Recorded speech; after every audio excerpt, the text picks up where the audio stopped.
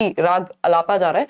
और कई लोग हैं इस तरह के, मतलब यार आपकी जेलसी हो सकती है, आप कंपटीशन में हो सकते हो, लेकिन बिलो द बेल्ट थोड़ी जाओगे। एक तरीका होता है किसी बात को कहने का। और किसी व्यक्ति से अगर आपको लग रहा है कंपटीशन है, तो किसी लर्नर को तो मत बोलो कम से कम, और सोच समझ के बोलो। उसका आधार तो हो कम से कम, इस बात में कोई लॉजिक होता कि ये नहीं है टॉपर, तब तो मानी जाती ना ये बात। आपने तो फैला दी ये चीजें। अब आधे लोगों को पता नहीं है कौन सी पोस्ट कोड थी, कौन सा क्या था, लगे पड़े हैं वो अपना बेचारे कमेंट करने में। कमाल है। हाँ, और पैसे के दम पर अपनी टीम से हर जगह खुद को देश का टॉप एजुकेटर कहलवा दिया। ये लास्ट क्वेश्चन है, और इसके बाद ना इससे पहले ऐसा कभी हुआ है। अगर लर्नर्स पे बात आएगी तो मैं बोलूंगी, इस चीज का मुझे पूरा भरोसा है, क्योंकि वो उस चीज को बर्दाश्त नहीं किया। और मेरे नहीं हुए होंगे क्या यार कॉन्फ्लिक्ट्स है, मुझे नहीं आई कोचिंग वालों से धमकियां जब मैं बढ़ा रही थी, मतलब वीडियो बना रही थी कि सीटेट के लिए फ्री तैयारी कैसे करें एंड ऑल। कितनी चीजें हुई हैं, मैं भी तो बोल सकती थी उन लोगों के खिलाफ कुछ भी। मुझे नहीं लगा जरूरी, मुझे लगा अपना काम करती हूँ। लगेगा चीजें नहीं बर्दाश्त हो रही हैं या हो रहा है तब देखेंगे। सारी चीजें एविडेंस भी आज तक पड़े हुए हैं लैपटॉप्स में। तो ऐसा थोड़ी है कि मतलब मतभेद सब जगह होते हैं, कॉन्फ्लिक्ट्स होते हैं, बिलो द बेल्ट नहीं जाया जाता। और मेरा आपका तो कुछ है ही नहीं, पता नहीं क्यों, बिना मतलब बस अटेंशन नहीं मिल रही, कोर्स नहीं बिक रहे।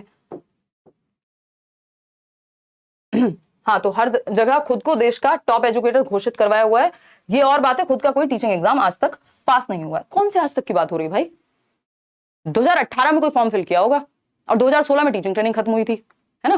तो आज मेरी उम्र 5 साल पहले मैंने कोई पेपर दिया होगा, 25 साल है, मतलब 20 साल के बाद से कोई एग्जाम नहीं दिया है। जिस रेस में मैं हूं ही नहीं, आप उसमें कैसे मुझे जज कर सकते हैं कि भैया ये नहीं हुआ होगा, वो नहीं हुआ होगा? अपनी भी उम्र देख लो थोड़ी, है? कमाल कर दिया यार।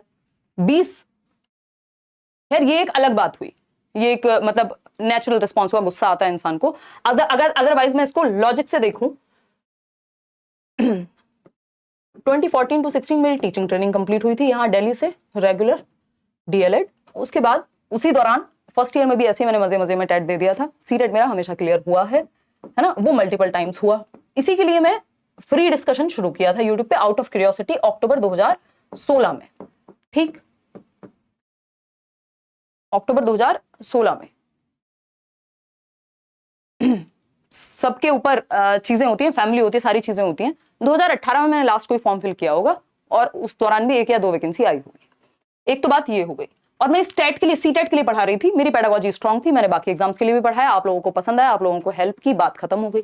लेकिन नहीं, मतलब कितनी नॉनसेंसिकल बात है ये। इस बात का कोई सेंस है इस हिसाब से? तो फिर जो लोग एमफिल एमएड और पूरा मतलब प्रोफेसर्स पढ़ा रहे हैं वहां डाइट कॉलेजेस में, बीएड में, फिर तो सीटेट की कोचिंग का कहीं नाम ही नहीं आना चाहिए। कहीं ना कहीं सिस्टम में कुछ तो गड़बड़ हो रही होगी ना।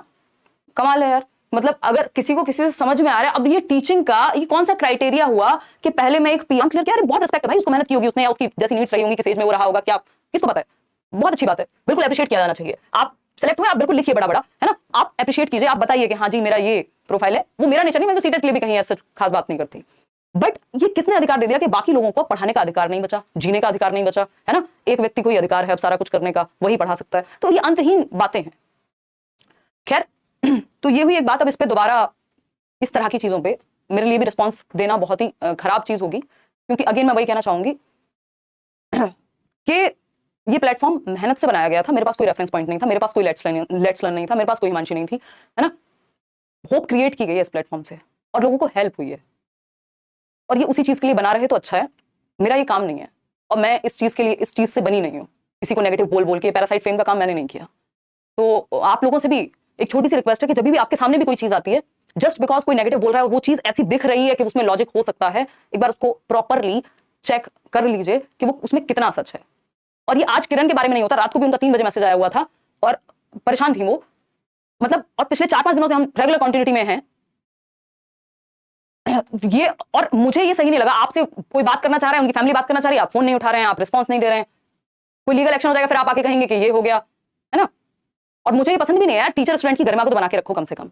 अगर मान लो मेरे से भी कोई पढ़ के गया हो और वो कहीं जाकर के, मुझे पता भी हो, मान लो सामने भी पढ़ के गया, मुझे पता है, मेरे पास डेटा भी है किसी का, पहली बात तो आप किसी आधार के बेस पे नहीं बोल रहे, तो भी यार मैं अप्रिशिएट करूंगी ना उस चीज को। उसको अगर मुझसे सच में हेल्प हुई होगी वो बोलेगा ना, और नहीं हुई होगी तो क्या वो बुराई करे कहीं जाकर के? तो ये बहुत, मतलब पता नहीं क्यों इन बातों को समझने में इतनी कठिनाई होती है जीवन में लोगों को, मुझे समझ नहीं आता।